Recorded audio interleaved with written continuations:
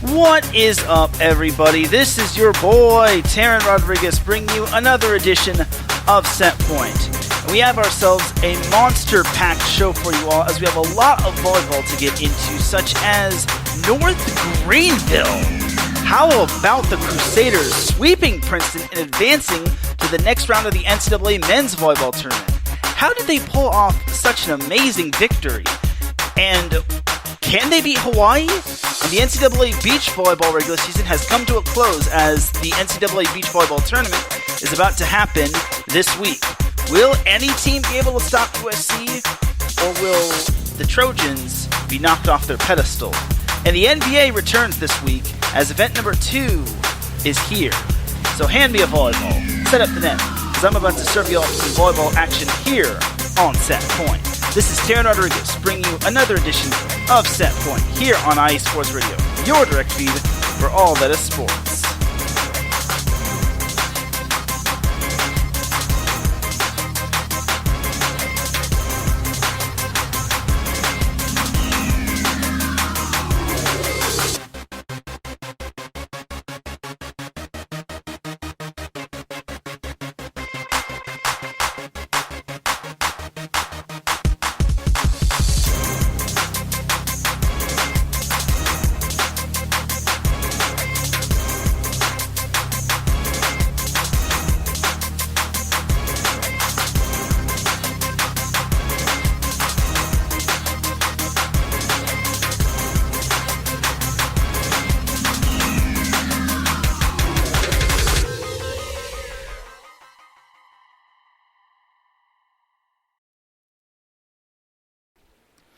And welcome all to another edition of Set Point. I hope you all are having a beautiful Monday afternoon, Monday evening, depending where you are listening from. I'm actually doing Set Point in a different location this week, as I am doing Set Point in Dallas-Fort Worth, Texas. So I just felt the need to get that out right there. I almost couldn't do Set Point just because I wasn't able to connect with the internet, but then I was able to find a way to get internet onto my laptop. So here we are, ready to serve you all up some volleyball action here on Set Point. And without any further delay, let's get on into that volleyball action. But first and foremost, we have a word from our sponsor. IE Sports Radio is proud to call the Southern California Warriors the official sponsor of IE Sports Radio. The world of semi-pro sports is unlike any other sports organization.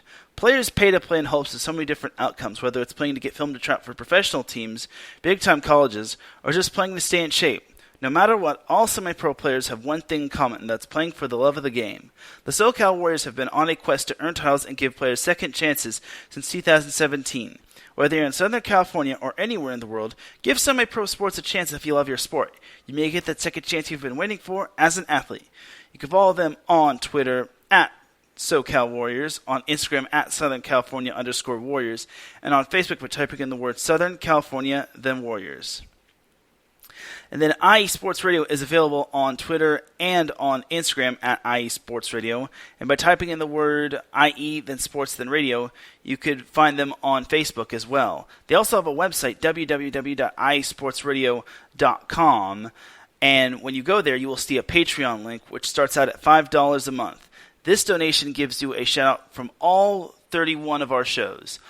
Other higher tiers include iSports Radio merchandise, such as hoodies, t-shirts, and hats, access to ISRU, the podcasting university of iSports Radio, and even a chance to be featured on iSports Radio's flagship show, The Defining Moment, with the one, the only Larry B.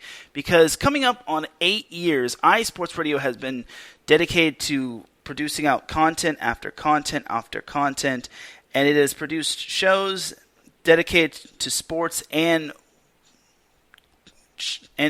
places all over the country.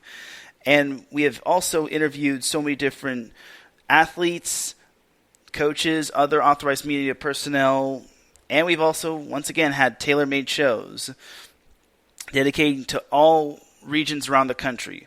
All the while, IE Sports Radio has been continued to be by the fans and for the fans. With your help, we are ready to take the next biggest step. Thank you to everyone for helping make IE Sports Radio become your direct feed for all that is sports. And we have to give a shout out to our Patreon supporters, at Bay Area Raised Apparel, and Marcus Loves Great. And a shout out to our fan of the month for May. It is Justin Ekstrom, a Minnesota Vikings fan. He is from Minnesota. His Twitter is @thesportscrib21, and he's one of my followers on my personal account. So congratulations to Justin Ekstrom for being the iSports Radio Fan of the Month. And also, as I just mentioned, iSports Radio turns 8 years old this month, and we are hosting a special 3-hour edition of The Defining Moment on May 14th, which is going to be a Saturday, at 12 p.m. Eastern Time, 9 p.m. Pacific Time, to celebrate iSports Radio turning 8 years old. Come hang out with some of your favorite IESR personalities, as well as myself, and thank you for helping make iSports Radio a thing. But also, more importantly, we have to thank you, the fans. Without you, the fans, listening to all of our shows, iSports Radio wouldn't be possible. Now let's get on into the volleyball action. So we had only one NCAA men's volleyball match to recap as the tournament just got underway yesterday. We had Princeton versus North Greenville. Princeton being the EIVA champion, looking to win another NCAA tournament game. It's first since 2019, while North Greenville trying to make quite a bit of history, as no team from the Conference Carolinas has won an NCAA tournament game in NCAA men's volleyball history. And the Crusaders are looking to try to make it a memorable final season for head coach Fred Battenfield. So through the first set, through the first 22 points, neither team led by any more than 1 point, as both teams were basically feeling each other out. Princeton went on a 3-0 run to turn a 11-10 deficit into a 13-11 lead. They also led 15-12 following the media timeout. They were also up 17-15, but credit to North Greenville, they went on a 6-0 run, and suddenly them trailing by 2 suddenly saw them leading by 4 at 21-17.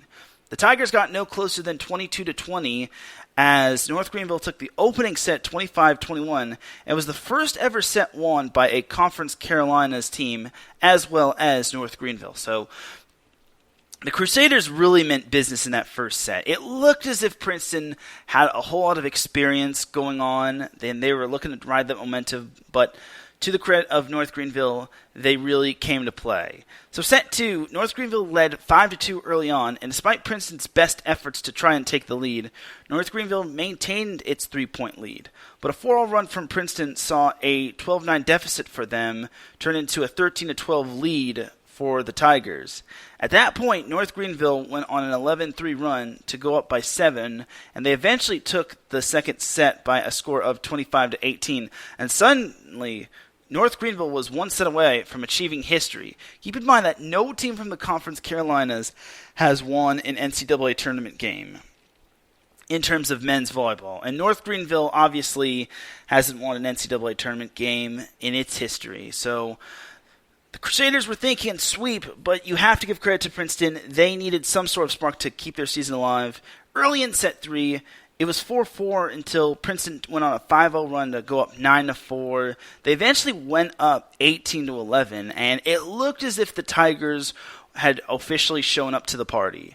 But back came North Greenville. They used a 5-0 run to make the score 18-16, and slowly but surely, that's what you have to do in volleyball, they chipped away at the lead, and they tied it up at 19-19, and they eventually took their first lead at 21-20.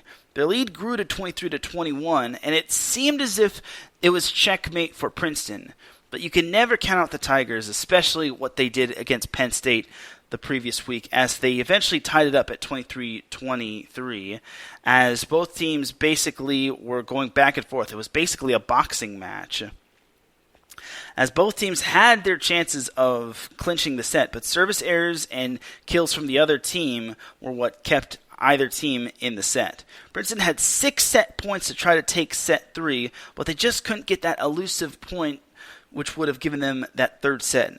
North Greenville, on the other hand, needed 9 match points to clinch the match, and on their 9th match point, they got it off of a Princeton hitting error, and the celebration was on for North Greenville. They win their first ever NCAA men's volleyball tournament match in straight sets over Princeton.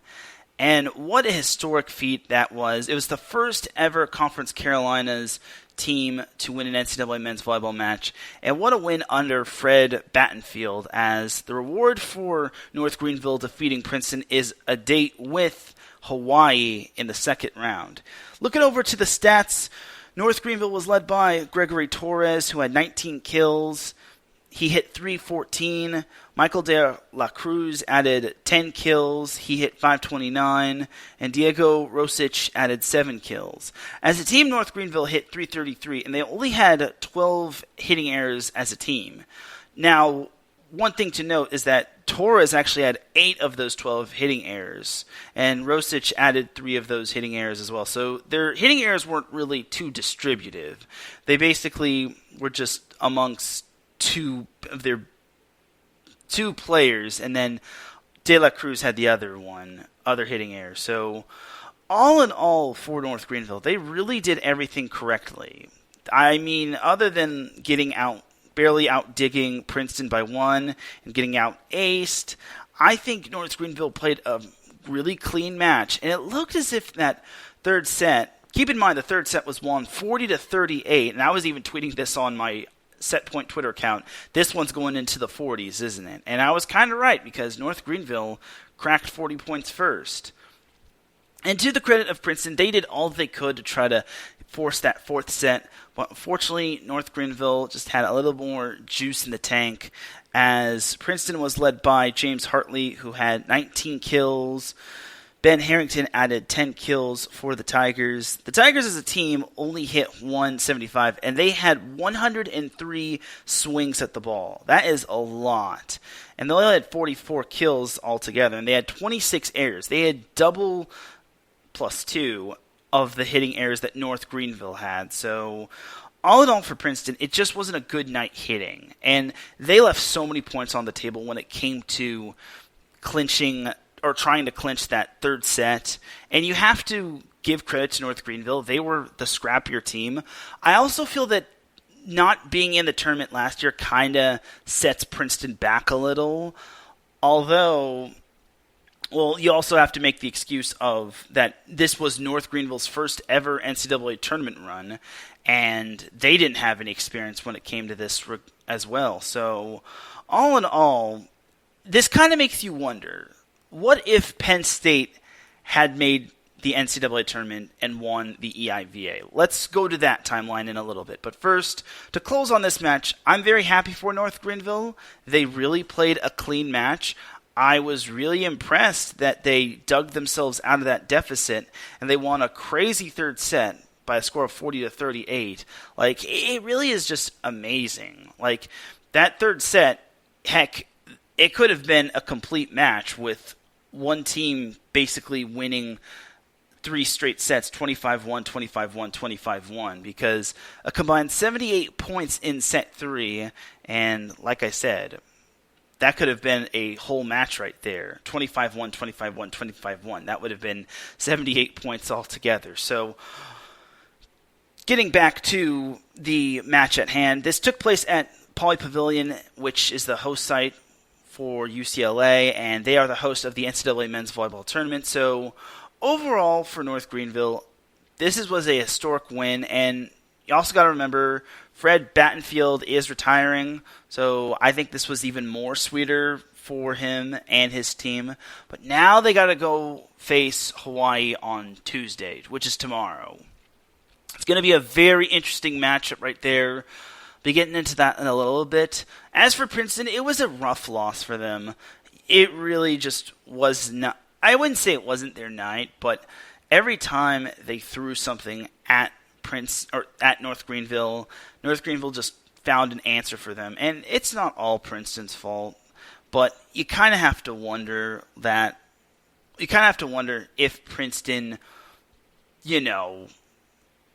was ready for this. I mean, I feel they were. I actually had Princeton winning, no offense to North Greenville. I just didn't think they would lose in straight sets. I thought they would at least lose in 4, but all in all, I thought North Greenville was the dominant team. And it kind of goes to show that Princeton just had a little bit more inconsistency. Like, Princeton was just too up and down. Like, yes, they were able to defeat Penn State in the EIVA semifinals. Yes, they were able to defeat NJIT in the EIVA final. No, they just did not have the depth against North Greenville.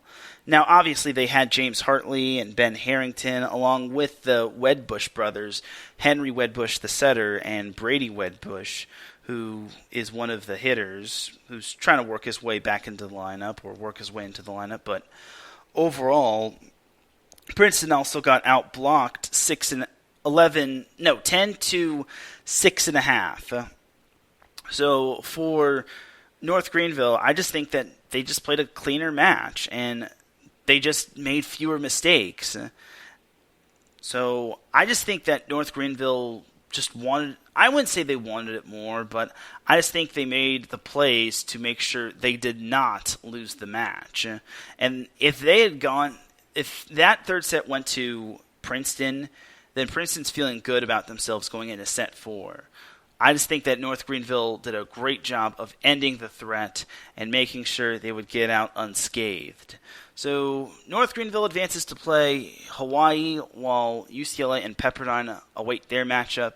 So to close the book on Princeton, it wasn't a bad year. Obviously, you won the EIVA. Everyone was all in on Princeton. But it just would have been better to see Princeton, make it a match. I mean, the third set, they really showed up, but they just could not close. And that's one of the most disappointing things ever. Just having a 7-8 point lead and unfortunately just not closing. And losing in that fashion, that's just heartbreaking right there. So I give hats off to Princeton for a great season. It's just that they just didn't have it in this match. And that's not all their fault. I just think that North Greenville had a little bit more firepower. So that is going to do it for the recap of Princeton versus North Greenville. I also want to give a shout out to Sergio Carrillo and Christian Fung of North Greenville, as they just recently graduated. They couldn't be at the graduation ceremony, but they were there in spirit, as Carrillo chipped in 5 digs and 37 assists as the setter. He also had 3 service aces as well, which was quite nice. And Fung added 7 digs, which was tied for the dig leader for North Greenville. So overall, for North Greenville, they made a lot of history, as we welcome Gina G in the chat room. She says, have a great show. Thank you, Gina. I appreciate you for tuning in. So just recapping the North Greenville-Princeton matchup. So that's going to do it for that little recap right there. Now for round 2. Considering there isn't an official quarterfinals, which I find stupid. But for round 2, we have UCLA versus Pepperdine at Pauley Pavilion, and then we also have North Greenville versus Hawaii. We'll start with Pepperdine versus UCLA as a preview. So, do I think Pepperdine has what it takes to beat UCLA? That depends on what Pepperdine team we get. Do we get the Pepperdine team that showed up against USC in the MPSF semifinals? Do we get the Pepperdine team that unfortunately has been all over the place this year? I feel we may get the Pepperdine team that's somewhere in the middle, but I don't think Pepperdine can handle UCLA. I'm not saying that UCLA is better than them.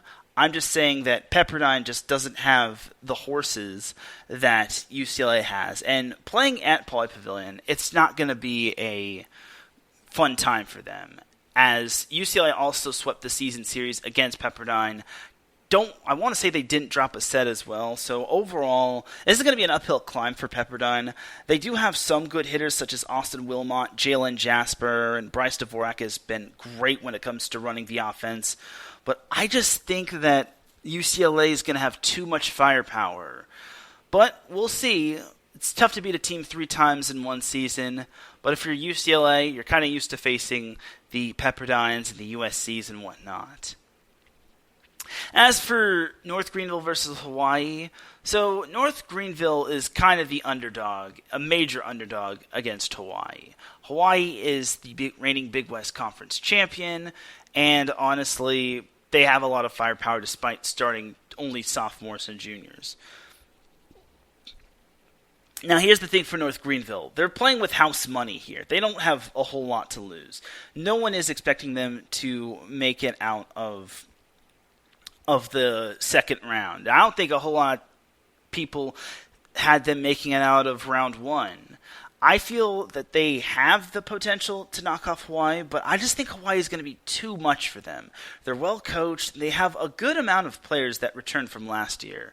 Now, obviously, they don't have the Rado Parupanov and the Patrick Gassman and all those other players, but they have a lot of good players on their team, such as Dimitrios Mouchakas and Jakob Tele and Guilherme Voss, and the list goes on and on. Spiros Chakas. So overall for Hawaii, I think they're going to ease their way through this. But I would not have them underestimating North Greenville. I think the most dangerous team in a tournament is a team that has nothing left to lose, that's playing for a lot on the line, and more importantly, that's just playing with house money and just, kind of the underdog, because everyone is expecting Hawaii to at least get to the semifinals. Because for one, Hawaii had a bye to the second round, and then North Greenville only has 1 day to prepare. This is today. And honestly, if North Greenville can figure out how to get past Jakob Tele, or to figure out Jakob Tele and Guilherme Voss and all of that, I feel maybe North Greenville has a shot. But I just feel Hawaii has a whole lot of firepower. Now, granted, I have seen Hawaii quite a bit this season, but overall, I think the Rainbow Warriors have a lot to prove. And remember, Hawaii is the reigning NCAA men's volleyball champion.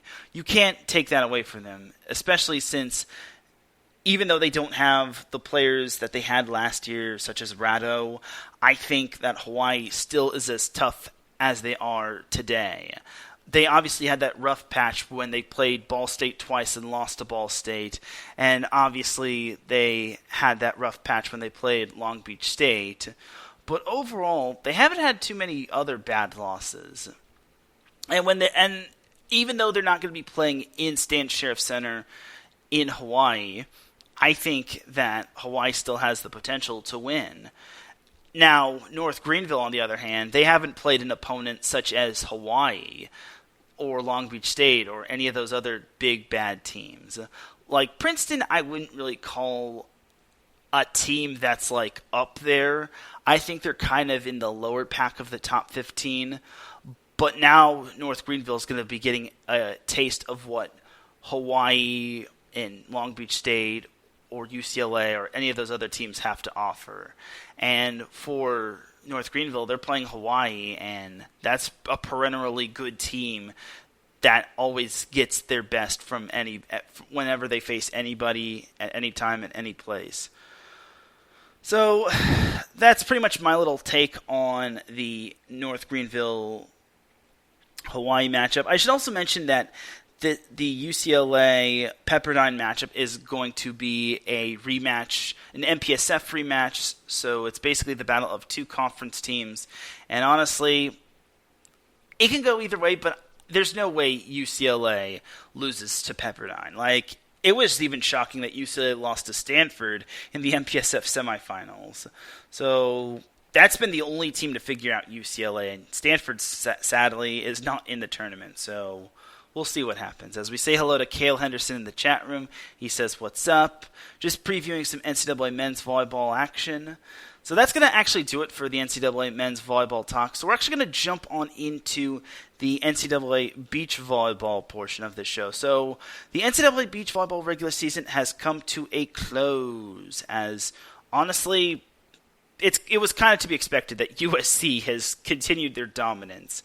It's no surprise, honestly, just because USC, I don't know what they've done to basically become dominant again, but they're doing a great job of it, and I feel that this is a team that nobody is going to want to play. They won the Pac-12 tournament with pretty much the greatest of ease, as they basically, I think all of their matches were decided after their their duels were decided after the third match, which, once again, it just goes to show how deep USC is. I think USC has so much depth on their squad, it's not even funny. So I feel that USC has the potential to basically win it all in beach volleyball. Now, obviously, they can't go in with a big head because they have had a couple of close calls. They had to go the distance, and they narrowly escaped against LMU. UCLA was their only loss, and you can never predict what USC versus UCLA can be. And then you have other good teams such as TCU, Florida State, which won its conference, and the list goes on and on. So I think for USC, I think they are in a good situation. However, I feel that they can't underestimate anybody, because at this point, even if you do lose and you head down to the elimination bracket, it could basically be the end of you, just because you don't want to lose again, because you could lose once, but you can't lose twice. That's why they have an elimination bracket, or as all the nice people like to call it, the contenders bracket. I just like to call it elimination bracket just because basically it's now win or go home for them. So overall, I think USC had a phenomenal weekend. They really showed their dominance in the Pac-12, even though it's just been a two-headed monster with USC and UCLA. So I feel that they have a lot to prove in this tournament. They are the reigning champions, and if they can basically just play their game and ignore the outside noise and not underestimate anybody, I think this is going to be a back-to-back championship run for them.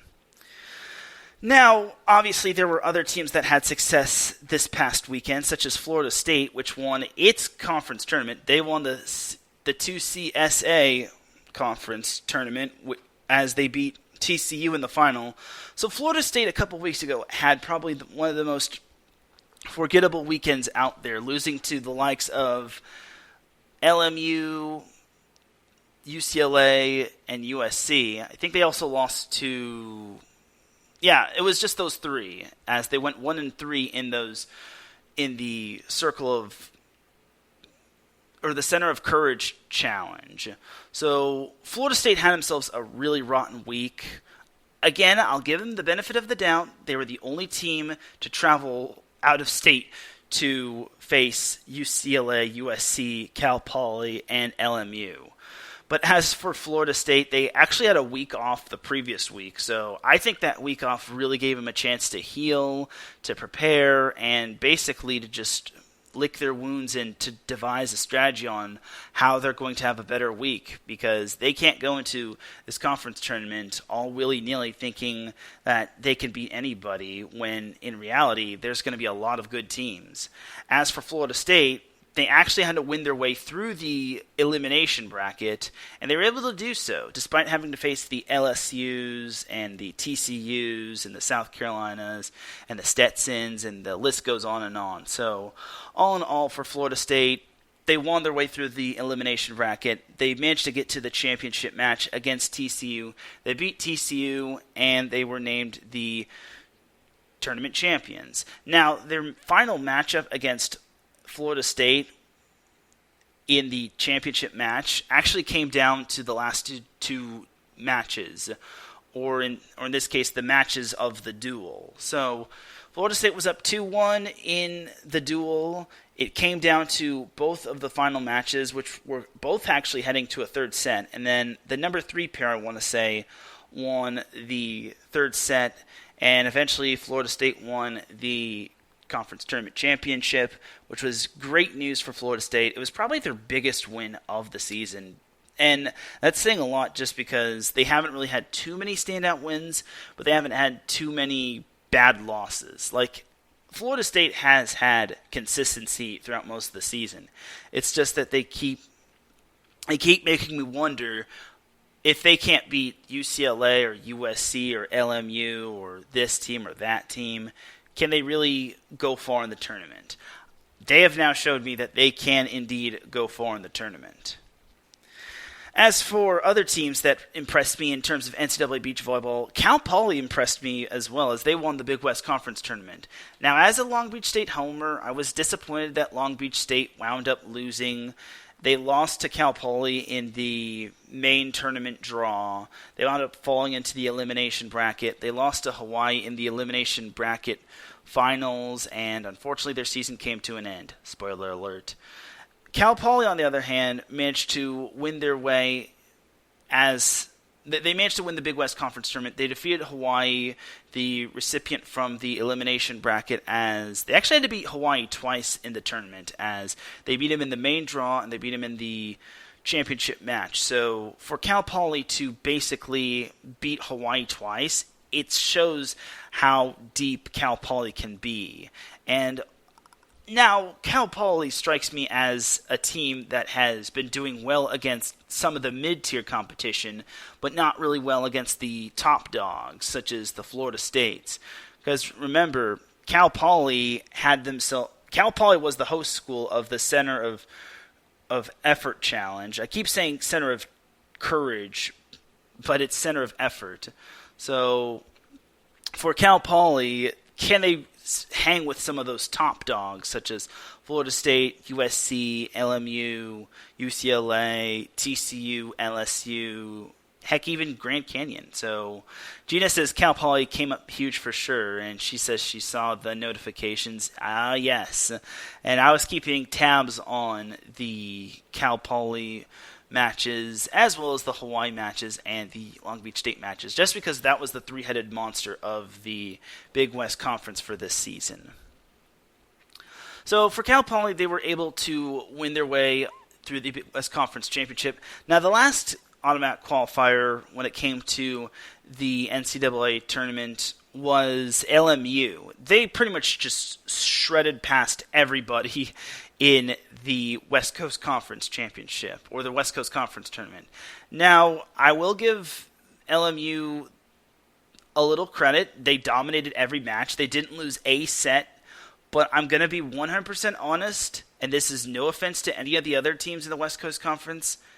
The competition facing LMU does not stack up. Like, LMU is right at the very top, while they're at the very top of the mountain. And now all those other West Coast Conference teams like Pepperdine, which was actually one time the perennial powerhouse of the West Coast Conference, St. Mary's, and Santa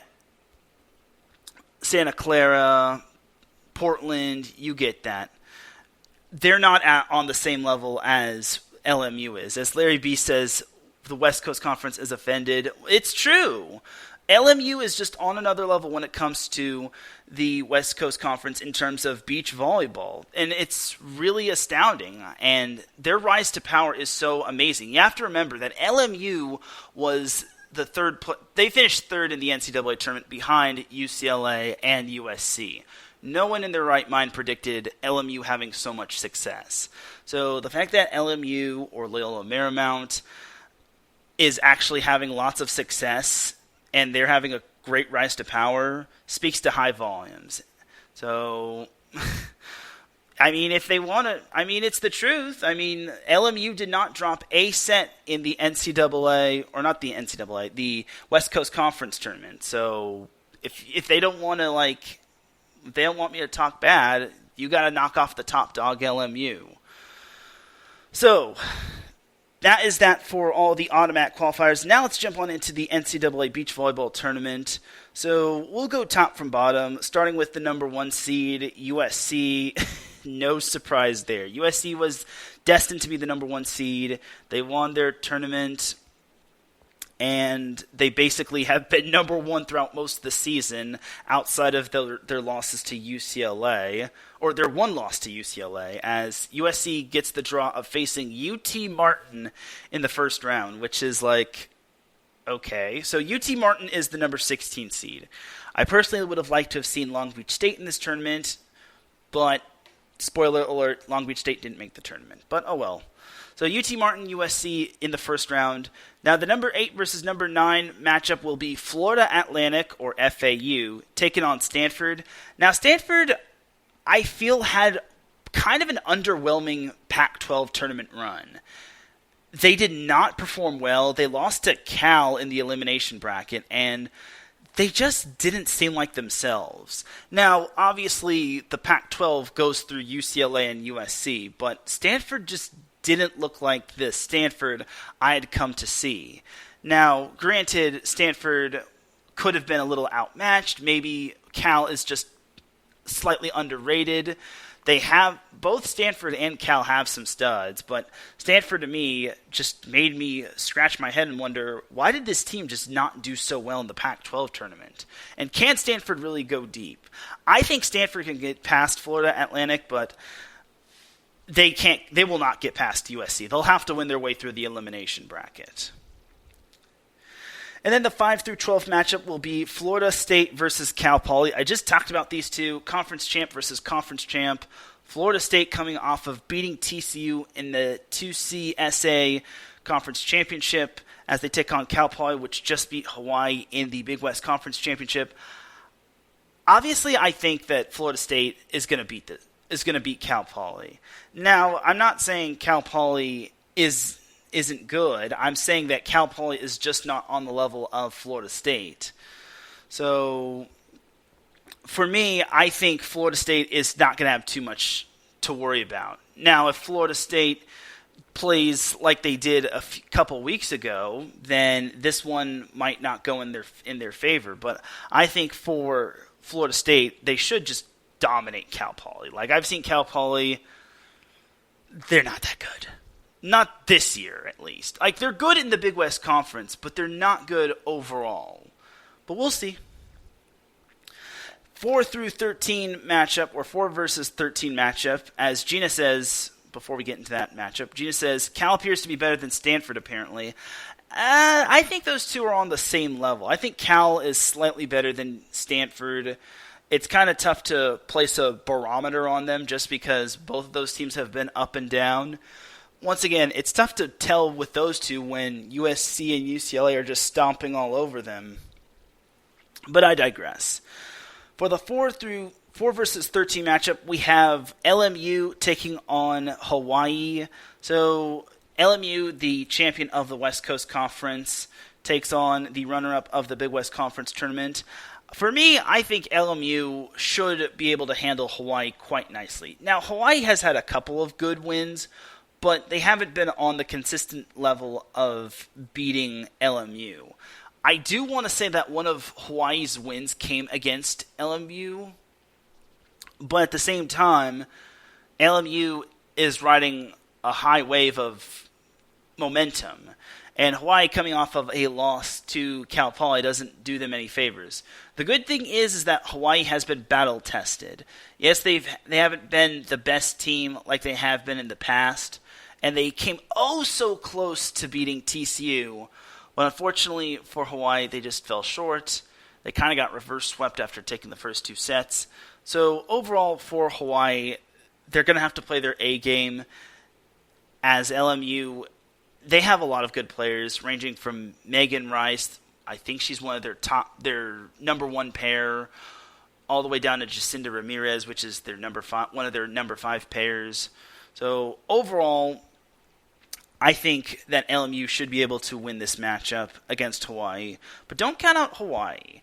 I think the Rainbow Wahine should give LMU a decent challenge. Jumping to the 3 versus 14 matchup, we have UCLA versus Stetson. UCLA earned the number 3 seed after having a pretty much phenomenal season. They haven't really had too many bad losses.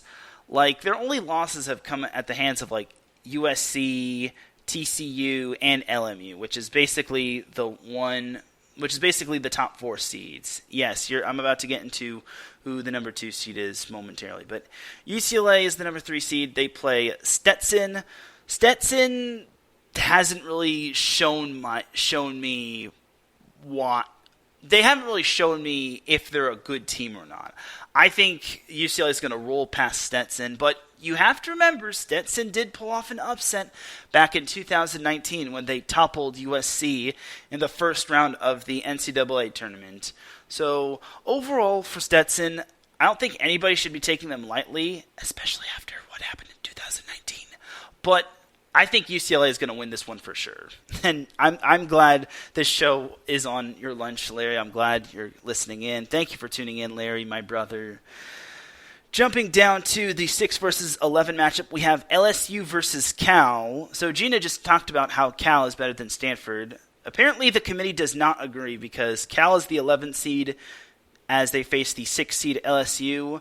Now LSU has kind of been a little up and down. Obviously they're still getting used to the departure of Teran Rodriguez and Kristen Nuss. But overall, I think they're barely going to beat Cal. I think Cal is going to give them a challenge. I wouldn't say that Cal is going to win, but I think it's going to be very close. And I think Cal is going to be a major contender in that elimination bracket. I think that can be the most dangerous team in that elimination bracket early on. And if a team underestimates Cal, then boy howdy, they are going to get stomped all over. I really think Cal, in the contenders bracket, should they get past LSU, could do some damage. They've already seen UCLA a million times this season, so who's to say that Cal doesn't have an upset up their sleeves? As Gina actually said early on in the show, she said, too bad Cal fell to UCLA in beach volleyball. Yeah, it was a tough one, but this is what truly matters the most. Cal got into the big tournament. Now they could prove themselves as a possible dark horse team. I think they have the potential for to make a dark horse run, but they'll have to show me what they can do. Jumping over to the 7 versus 10 matchup, we have Grand Canyon versus Georgia State. So Grand Canyon is actually an independent team. They don't play in a conference, which I think is rather bologna sausage. I think they should play in the West Coast Conference. Just my opinion. So, Grand Canyon plays Georgia State.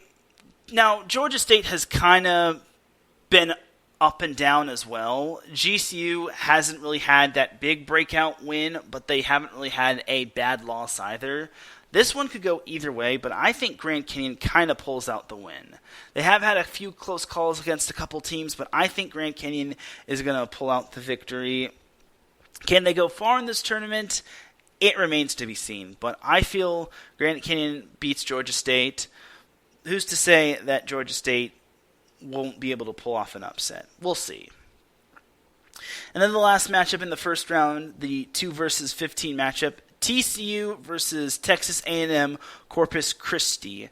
So this isn't the Texas A&M Aggies. This is Texas A&M Corpus Christi, which is not the same one. So for TCU, the runner-up of the 2CSA tournament, they have to be breathing a sigh of relief that they did not get seated on the side of USC. I think that is the side where no team wants to be.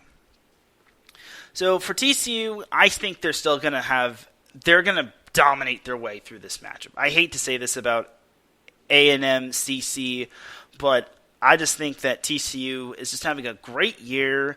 They obviously have had a lot of big victories, big notable victories, such as the win over UCLA, the win over LMU. Obviously, they had the losses against USC and Florida State in the conference championship, but I think TCU is the biggest threat to USC.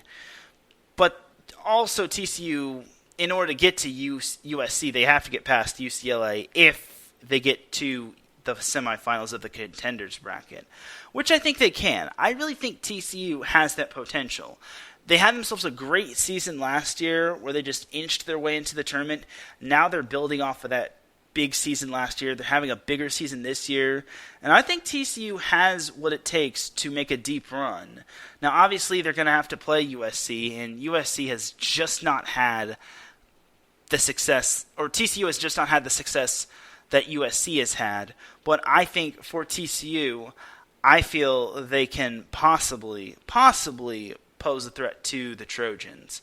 We'll see, though. I did actually swing by the campus of TCU. It's a gorgeous campus. Actually, the first thing I actually stumbled across when I was on the campus was the beach volleyball courts. And I'm like, whoa, it's the beach volleyball courts.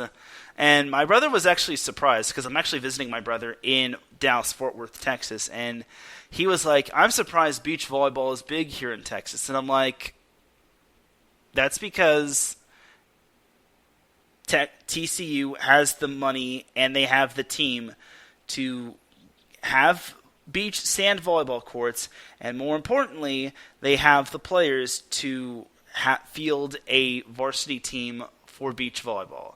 You don't need to have a beach in order to have beach volleyball. Like, I'm just saying. I'm not going to try to call him out on that just because he doesn't know much about... He's not as knowledgeable as volleyball as I am, but what can you do?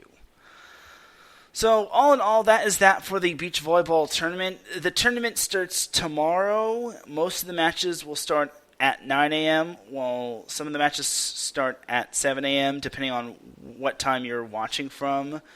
The second round is going to be on Thursday, which is also when a pair of the matches of the elimination bracket happens.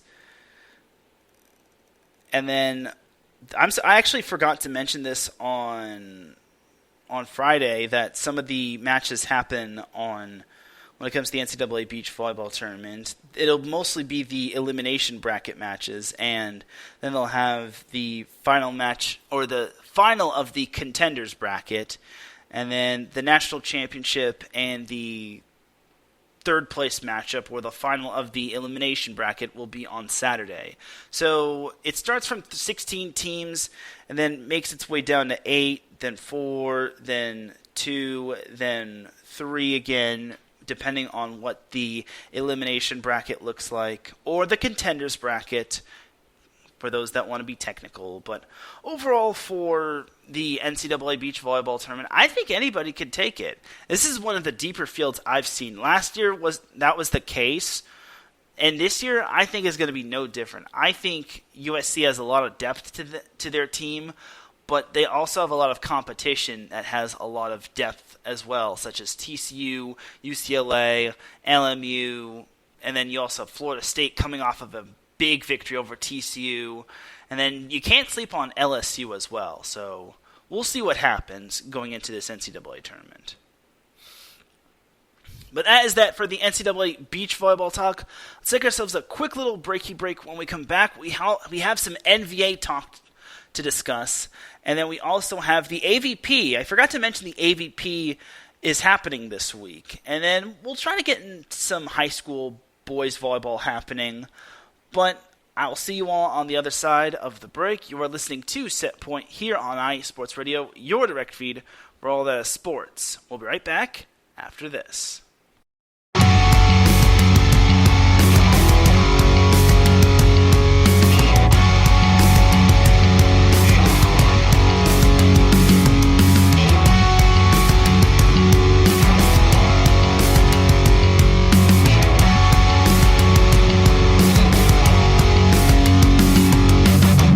From the shores of the Puget Sound to the rushing waters of the Columbia River, stretching across the Great Cascades, and on IE Sports Radio lives the Northwest Territory Sports Show, hosted by me, Brad Buckingham.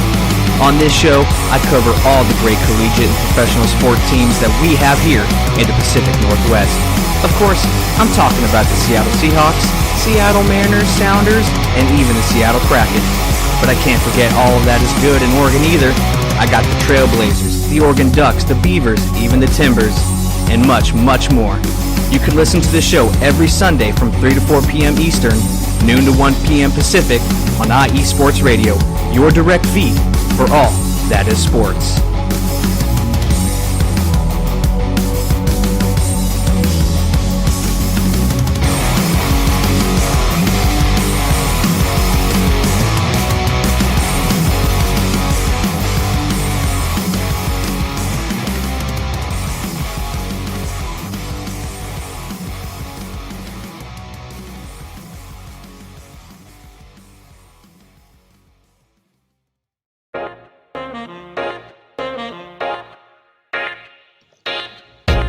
What is going on, everybody?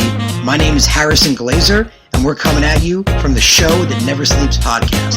I cover the Jets, the Islanders, the Nets, and the Yankees. This is Pierre Moss, and I cover the Mets, Knicks, Rangers, and the Giants. Our show is live every Wednesday through Spreaker and a bunch of other ways to get our content. Again, we're the Show That Never Sleeps podcast. We talk about all those New York sports. It's a lot of fun. We get into all of it. Please tune in. Again, that's Wednesdays at 6 p.m. And we look forward to having you guys right here on IE Sports Radio, your direct feed for all that is sports.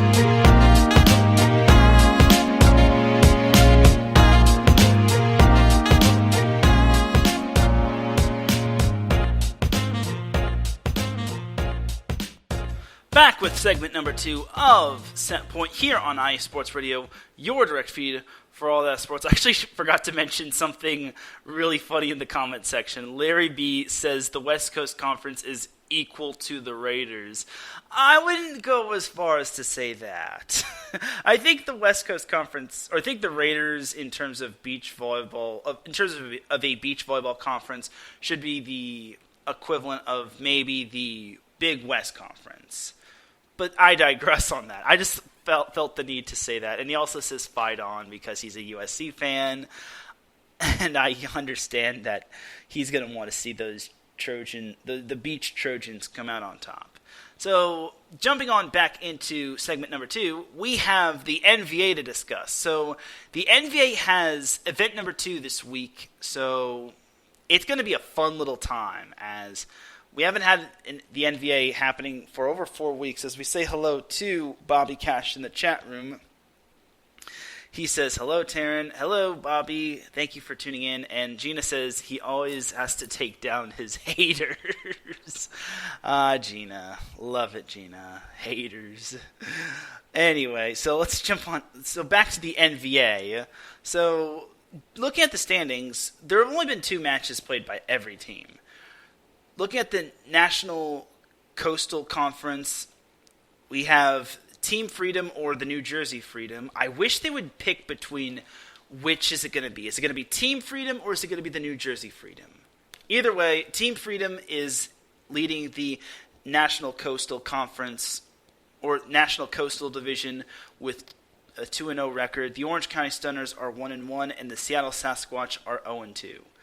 In the American Coastal Division, the Las Vegas Ramblers, to not too many one's surprise, is ahead of this division while at 2-0. The Southern Exposure is 1-1, and the Ontario Matadors is 0-2.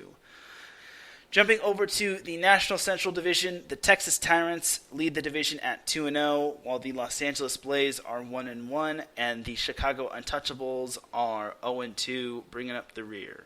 And then in the American Central Division, we have the Utah Stingers leading the division at 2-0, the Dallas Tornadoes in second place at 1-1, and the Colorado Kraken at 0-2. So that's basically your standings going into this week.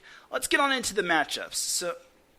So starting on May 6th, which is a Friday, we'll have the Las Vegas Ramblers taking on the Utah Stingers.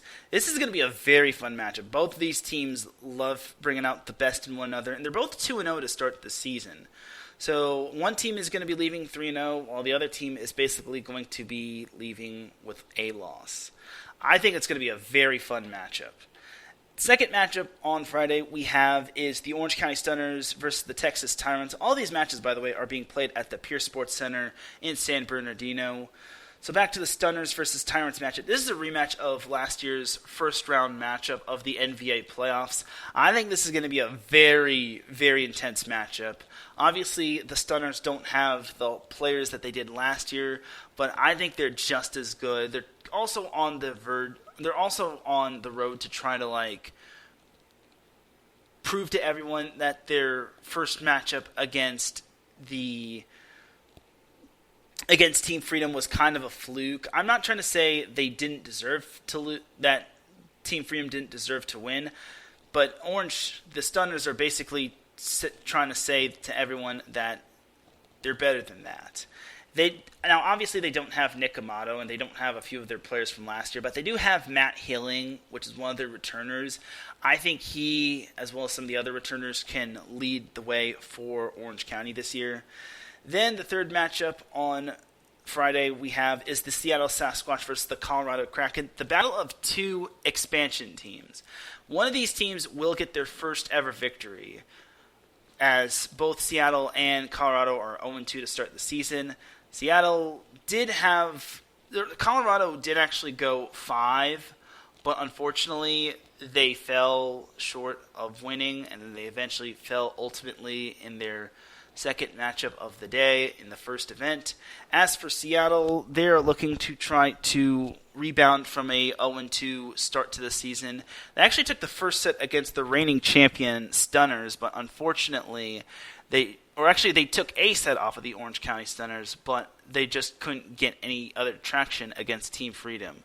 Overall, for Seattle, I think that this is going to be a great matchup. And for Colorado, this is going to be a great matchup. This is great volleyball just because you don't really see a whole lot of Colorado and Seattle volleyball being talked about. I'm not trying to say that volleyball isn't big in those areas because you obviously have the University of Washington and University of Boulder, Colorado, but that's pretty much where the buck stops. Like, there isn't really big-time volleyball outside of the Sasquatch and the Kraken, as well as those two teams that I just mentioned. Next up on the Friday slate, we have Southern Exposure versus the LA Blaze. Both these teams are 1-1, as they're both second place in their respective division.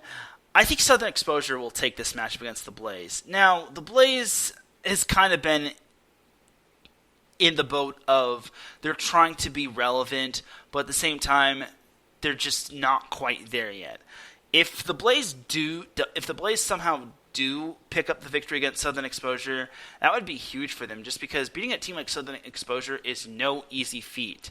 And Southern Exposure has a lot of athletes on their team, but so does the LA Blaze.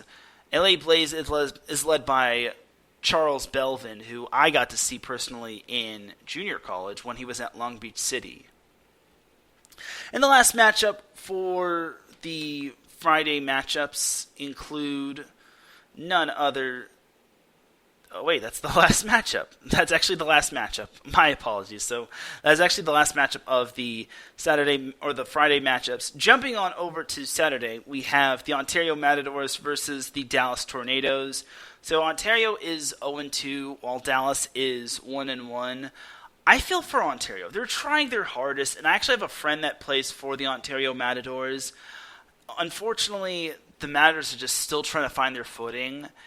As for the Tornadoes, they're actually off to a better start than they were last year. They didn't really pick up their first win of the season until, I think it was like midway through the whole season. As the Tornadoes are starting to find their footing, but I would not count out the Matadors. I think the Matadors can be a little scrappy, especially since they're technically the host team.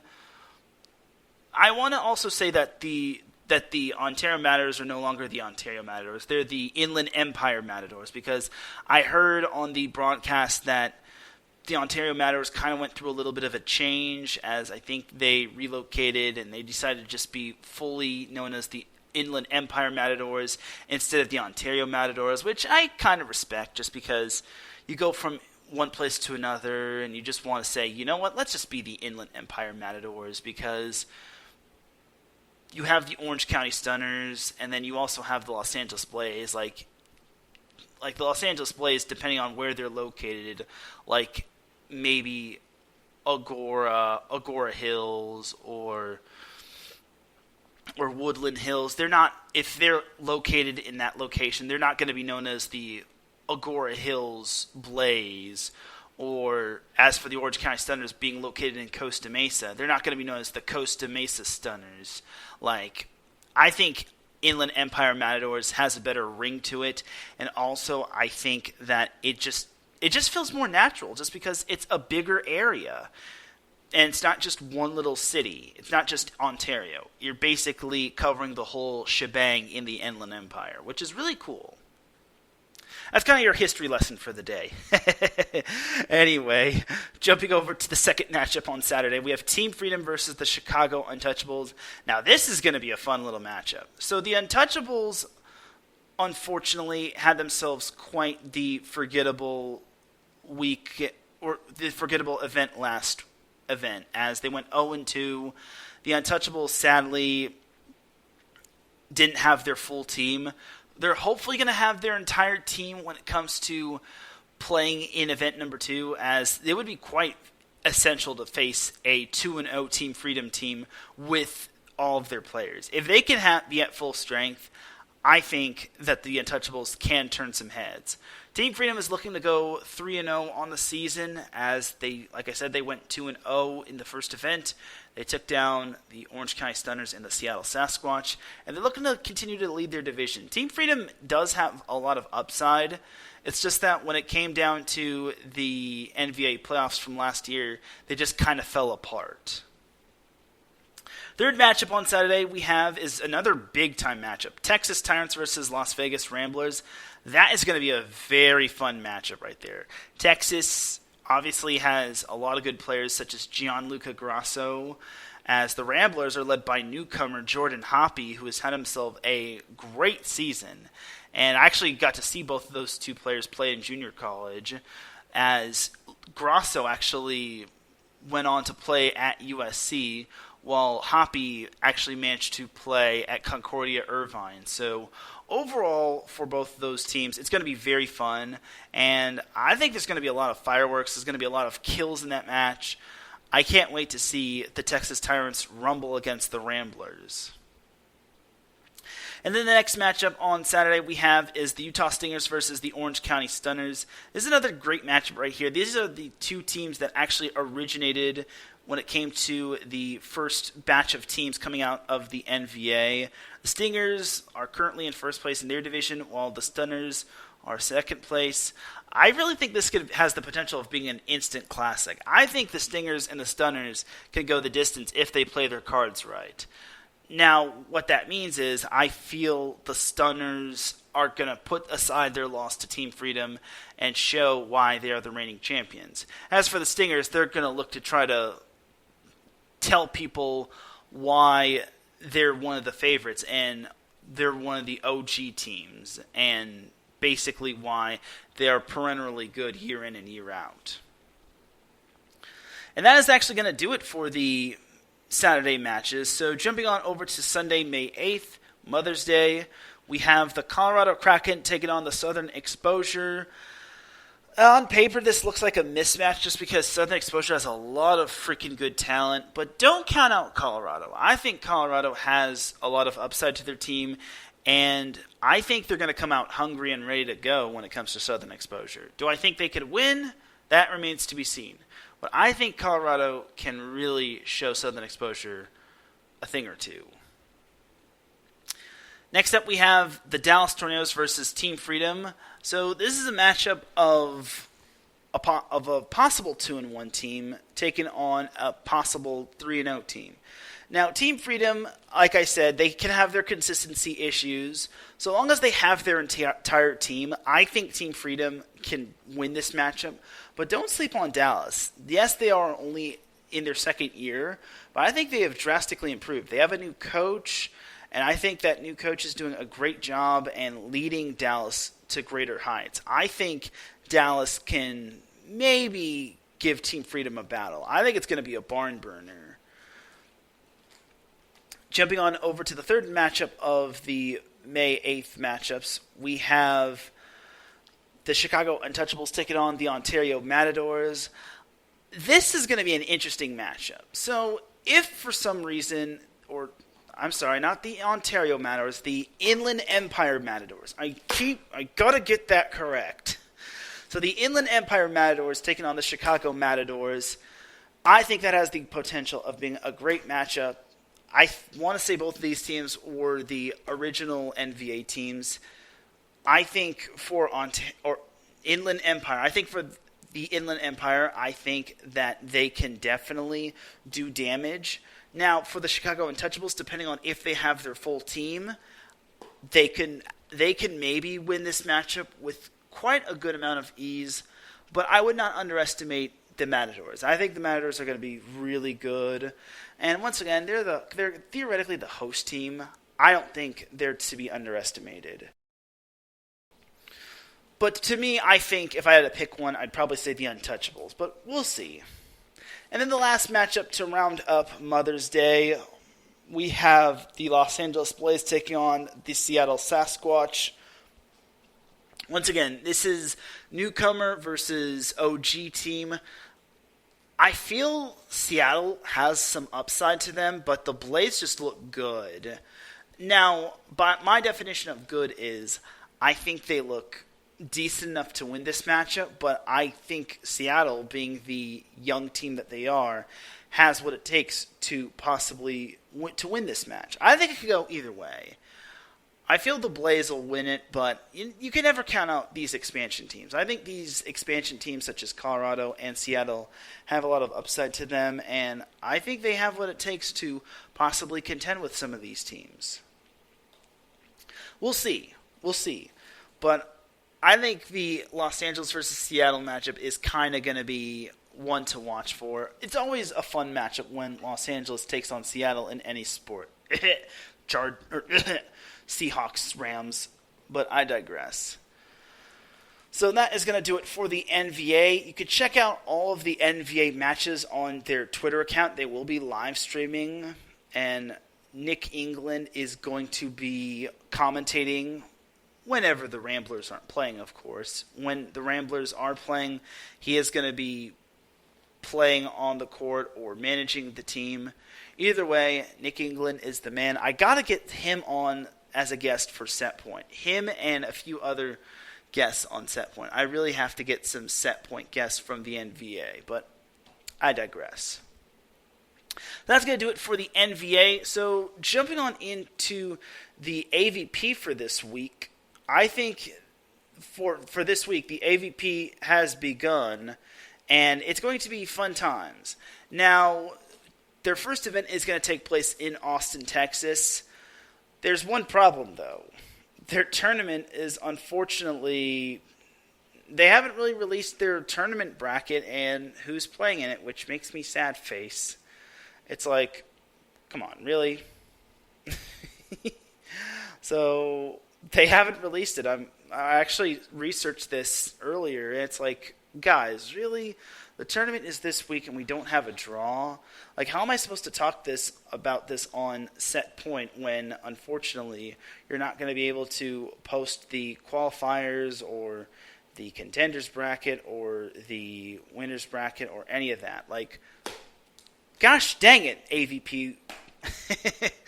So, but that is the first event of the AVP for this season. It's going to be the AVP Austin Open in Austin, Texas. Like, they have a lot of events this year. I think it goes all the way to October or November. That's my guess. I'd have to double check that, but either way, this is going to be a very long season in the AVP. And it just means more material for me to talk about. And I can dig it because I like it. Like, the first event is going to be in Austin for the Austin Open. Then there's the New Orleans Open on May 27th through the 29th. Then there's the Muskegon Open on June 11th through June 12th. Then you have the Denver Open on July 2nd through July 3rd. Then you have the Waupaca Open on July 8th through July 9th. Then you have the Hermosa Beach Open in California on July 8th through July 10th. Then you have the Atlantic City Open on July 23rd and 24th. Then the Fort Lauderdale Open on July 29th through the 31st. Then the Atlanta Open on August 5th through the 7th. Then the Manhattan Beach Open in California on August 19th through the 21st. I actually want to go to that event. I really should probably maybe request a media pass or some sort. But I digress. After the Manhattan Beach Open, you have the Virginia Beach Open on August 27th through the 28th, and the Chicago Open on September 2nd through the 4th, Atlantic City Open on September 16th through the 18th, and the Phoenix Championships on September 23rd through the 24th. Then the Huntington Beach Open, that one I really want to go to, on November 12th through the 13th. Then rounding up all of the AVP events, we have the Clearwater Open on November 19th through the 20th. So overall, those are your AVP events, and this week the AVP is hitting the road to Austin, Texas. So unfortunately, they don't have their tournament bracket out, which disappoints me because I really want to preview it, but It is what it is. I'll survive. It's all good in the hood. So that's going to do it for the AVP right there. I was going to end this show early, but let's talk some high school boys volleyball. So high school boys volleyball in California is pretty much gotten underway. Division I actually starts tomorrow as Loyola of Los Angeles plays in the quarterfinals against Redondo Union, as Loyola is actually the number 1 team in the nation. Yes, as Jamal Adams would say, I'm the best in the nation. I will never do that again, I promise. But I have Loyola coming out on top. Redondo Union did beat Loyola earlier in the year, but I think Loyola is going to come out on top. Michael Bully does an excellent job with this program. Then in the other quarterfinal, we have Huntington Beach at Beckman. I should also make note that the top 4 seeds do get a first-round bye. So this one's going to be a tough matchup to predict. For those of you that are wondering, Huntington Beach is the same school that former Set Point guest Craig Pizzanti coaches at. And for purposes of, I'd like to have Craig Pizzanti on Set Point in case his team does make it to the semifinals or makes it to the state playoffs. I would like to see Huntington Beach get past Beckman. Like, my heart says Huntington Beach, my mind says Beckman. I'm just going to say Huntington Beach. I'm sorry, Beckman fans. Then we have my school, Newport Harbor, taking on Los Alamitos. This is actually going to be a rematch. Like, all these quarterfinal matches are rematches. Like, Redondo Union beat Loyola earlier in the season, and then Beckman beat Huntington Beach earlier in a tournament this season. Then Los Alamitos beat Newport Harbor earlier in the season, but I'm going to pick Newport Harbor for this one just because Newport Harbor is going to be at home. And that's a very tough place to play at just because it's a low ceiling, and it's an old gym, and I think Newport Harbor will be much more focused this go-around than they were against Los Alamitos the first time around. And then the last matchup will be Miracosta at Mater Dei. Miracosta is actually the reigning national champions, as Miracosta takes on Mater Dei, as I think Mater Dei is going to win that one. We all thought Mater Dei was the football factory or the basketball factory. Nope, they're the volleyball factory as well. So nothing against Miracosta. I think Miracosta has a lot of upside, but they're so young and rebuilding. I think Mater Dei is going to just steamroll Miracosta. And for those of you probably wondering why I'm talking high school volleyball, I got to make note of the players of tomorrow, because you never know, some of these players in California could be playing on the next NCAA men's volleyball team. I mean, I know a few players from some of these California schools that are playing currently in the NCAA tournament. But I digress. That is actually going to do it for the high school boys volleyball portion of the show. And ladies and gentlemen, that is actually going to do it for this week's episode of Set Point. Without any further delay, it is time to drop the beat, because I'm about to dip like a banana in chocolate. You feel me? Thank you, everyone, for tuning in to Set Point. I appreciate you all tuning in. Gotta give a shout out to Bobby Cash, who says great job, Teran, and he quoted me on the I'm the best in the nation. That was actually Jamal Adams that said I'm the best in the nation, not me, but he was quoting his friend, but I digress. But thank you to Bobby Cash, Gina G, Larry B, and Kale Henderson for tuning in. I really do appreciate y'all tuning in. Thank you to all the people listening on the playback. If you listen on the playback, I appreciate you. If you listen live, I appreciate you. If you listen at work, I appreciate you. If you listen at any time, any point, anywhere, I really do appreciate y'all. For everyone here at IE Sports Radio, this is Teran Rodriguez signing off. You all have yourself a great rest of the week. I will see you Saturday for the SoCal Supreme Sports Show, because that's when I'm aiming to do the show. Please be safe. Take care of one another. Be a good person.